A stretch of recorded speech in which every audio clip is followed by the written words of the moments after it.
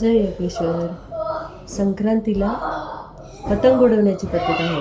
पतंग उडवण्यामागे पण एक उद्देश आहे की पतंग उडवत असताना आपल्याला सूर्याचं स्नान घडतं आणि आपल्याला डी कॅल्शियम मिळतं.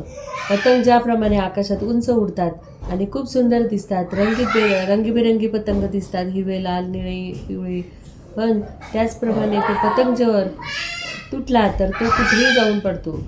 एखाद्या झाडावर, विजेच्या तारावर, टाकीवर, कुठेही पडतो आणि तो दिशाहीन होतो. तसे आपले जीवन हे दिशाहीन न होता, म्हणून आपल्याला आपले पूजनीय दादाजी सांगतात की आपल्याला आपल्या जीवनाची दोरी भगवंताच्या हातात द्यायची आहे आणि भगवंताला सांगायचं आहे की हे भगवंता, आमचं जीवन, आमचे पतंगरूपी जीवन तू सांभाळ आणि आम्हाला या सृष्टीत निर्विघ्नपणे विहिरू दे.